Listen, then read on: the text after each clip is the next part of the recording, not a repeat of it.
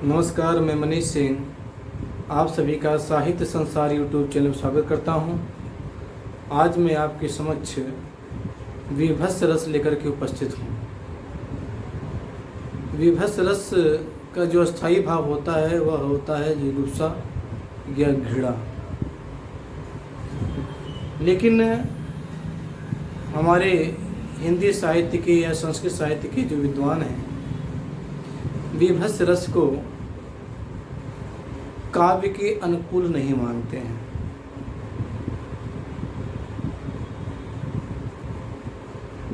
क्योंकि इससे मनुष्य के अंदर जब कोई दृश्य देखता है, जैसे कोई जानवर हो, किसी मरे हुए इंसान या जानवर के नोच नोच खा रहे हों, उसकी आँख निकाल रहे हों, उसकी आँत निकाल रहे हों, जब ये सब दृश्य देखते हैं तो मन घृणित हो जाता है, मन विचलित सा हो जाता है। इसलिए हमारे आचार्यों ने इसे हिंदी साहित्य के काव्य के लिए अनुकूल नहीं माना है। लेकिन फिर भी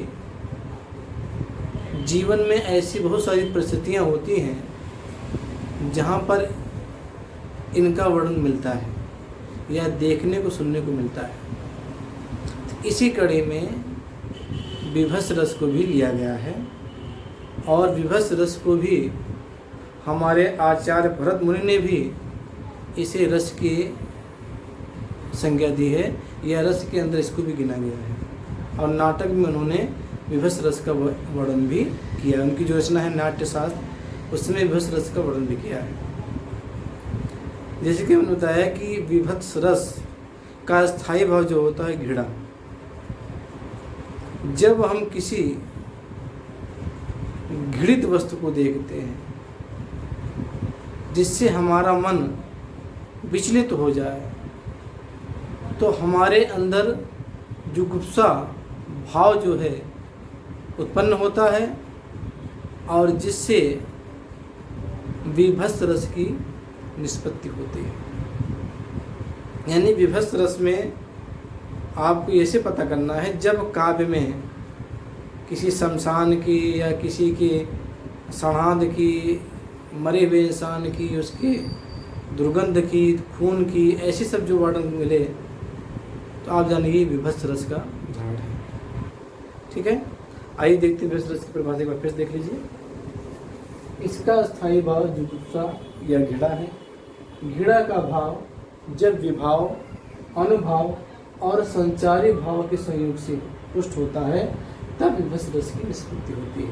यानी कहने का मतलब है कि हमारे अंदर घृणा भाव हमेशा के लिए स्थित है, लेकिन जब अनुकूल वातावरण मिलता है तो वह घृणा का भाव जो है हमारे अंदर से बाहर निकल जाता है। जब हमारे अंदर से घृणा का भाव जब बाहर निकलता है, निकलता कब है? जब हम किसी मरे हुए इंसान को देख लें या किसी मरे हुए जानवर को देखते हैं और उस मरे हुए जानवर को देखने के बाद उस जानवर ऐसे होते हैं जो उसे नोच नोच खाते रहते हैं, उसके मांस को खाते रहते हैं, कोई कुछ खींच रहा है, कोई कुछ खींच रहा है। जब हम ऐसे दृश्य को अपनी आंखों से देखते हैं तो हमारे अंदर घृणा का भाव पैदा हो जाता है और हमारे मुँह से छी छी, थू थू, ऐसे सारे अनुभव जो हैं हमारे अंदर से निकलते हैं।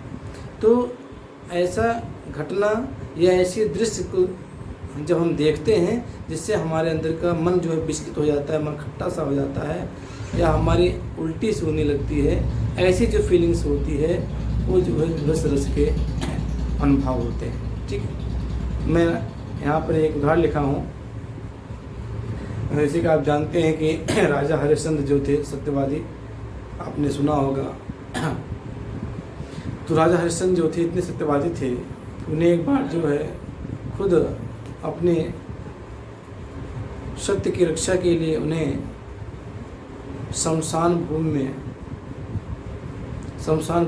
जहाँ पर जो है लाशें जलाई जाती है और लाशें दफनाई जाती है, उनको काम लेना पड़ा था।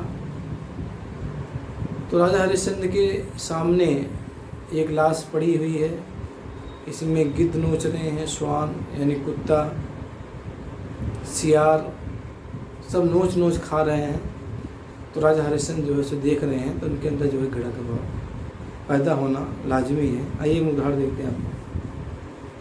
सिर पर बैठो काग, आँख दो खात निकारत, खींचत जीभ श्यार, अतहि आनंद उद्धारत, गीत जाग को खोद खोद के मांस उपारत, श्वान अंगुरी काट काट के खात विराजत। एकदम वैसा ही वर्णन किया गया है। जब आदमी इसको सुनने से घृणा का भाव पैदा हो जा रहा है, जब आपने अपनी आंखों से दृश्य देखेगा तो क्या हाल होगा। कुछ लोग जो है दिल के कच्चे होते हैं, मन के कच्चे होते हैं, वो देख नहीं पाते हैं, और कुछ लोग जो मजबूत होते हैं देख तो लेते हैं, लेकिन उनका मन जो है काफ़ी लंबे समय तक वहीं पर घूमता रहता है उस दृश्य को देखकर। तो इसका मैं पहले अर्थ बता दूं। ये राजा हरिश्चंद्र हैं, सत्यवादी, जो शमशान भूमि पर काम करते थे, लाश को जलाने का सब ऐसे आजकल होता है, तो जलाने काम करते थे। तो उनके सामने एक लाश आई और उस पर जो है कुछ जानवर जुट गए, तो अपने आंखों से वो देख रहे हैं। कह रहे सिर पर बैठो काग, जो लाश थी उसके सिर पर बैठ करके कौवा था, उसकी आँख, उसके दोनों आँख दो खाद निकारत, उसके जो है आ निकल के खाने की चेष्टा कर रहा है। तो फिर खींचत जीभे श्यार अतहि अन्न उद्धारत, और जो श्यार है उसका आँख खींच रहा है और बड़े ही उसे अन्न मिल रहा है। फिर है गीत जान के खुद के मांस उपारत, और जो है गिद्ध जो पक्षी होता है, बड़ा विशालकाय पक्षी होता है, वह जो है उसकी जो जांग है, सौ की जो जांग है, उस जांग पर अपने चोंच से मारता है और उसे उपारता, यानी उसको मांस को अलग करता है और फिर उसे नोच नोच खाता है। स्वान अंगुरिन के काट काट के खात विराग, और जो स्वान मतलब कुत्ता, जो कुत्ता है वो लाश की जो उंगली है उसे अपने दांतों से काटता है और उसे फाड़ता है और उसको फिर खाता है। ये सब दृश्य जो है राजा हरिश्चंद्र जो है अपनी आंखों के सामने देख रहे हैं, इससे उनके अंदर एक घृणा का भाव पैदा हो रहा है, जिससे विभत्स रस की उत्पत्ति होती है। फिर आइए हम देखते हैं इसके जो अवयव, जैसे मैंने रस के हर पार्ट में मैंने बताया रस की परिभाषा, उसके उदाहरण और उसके अवयव हम कैसे करेंगे जो परीक्षाओं में पूछे जाते हैं। तो स्थायी भाव क्या हो जाएगा, घृणा। क्या हो जाएगा, घृणा। ठीक। आश्रय कौन हो जाएंगे, आश्रय राजा हरिश्चंद्र, राजा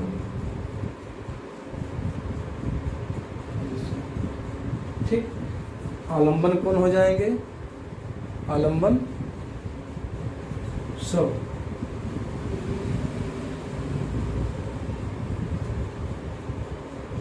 ठीक, आलंबन को हो जाएगा सब। उद्दीपन क्या हो जाएगा, श्यार,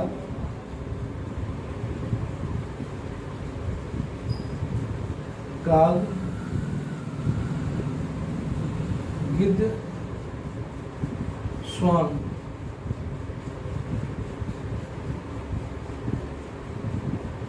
आदि के द्वारा मांस को नोचना,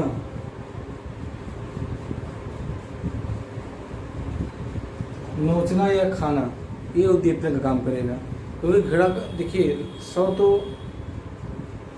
से केवल घृणा का भाव पैदा नहीं होता है। जब 100 के साथ छेड़छाड़ की जाती है, उसके मांस को नोच के खाते हैं जानवर वगैरह, तब घृणा का भाव पैदा होता है।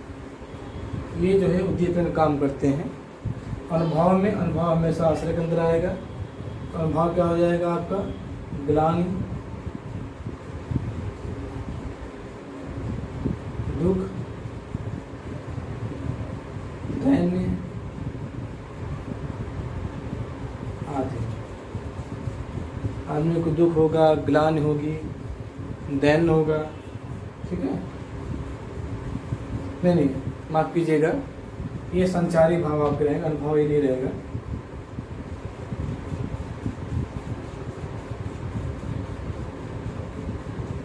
अनुभाव में आपका आ जाएगा नाक सिकोड़ना, नाक सिकोड़ना, छी छी करना, थू थू,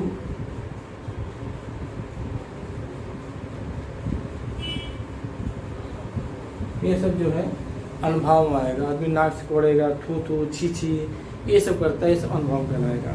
ठीक है। संचारी भाव में जिसमें नाक होता है ऊपर, दैन्य, ग्लानि,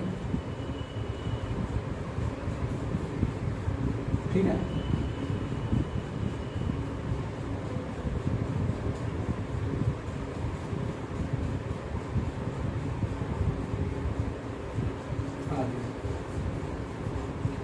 ये संचारी भाव आएंगे। तो इस तरह से मैंने आपको इस वीडियो में विभत्स रस की परिभाषा, उसके उदाहरण और उसके जो अवयव हैं मैंने आपको बड़े सरल तरीके से बताने का प्रयास किया हूँ।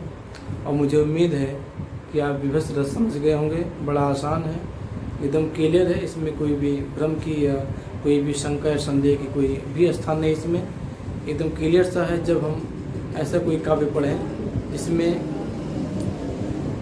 खून मांस को फाड़ना, खोदना, ये सब चीज़ें जब जिसमें वर्णन हो, तो वहाँ पर बिना झिझक के विभत्स रस हो जाएगा।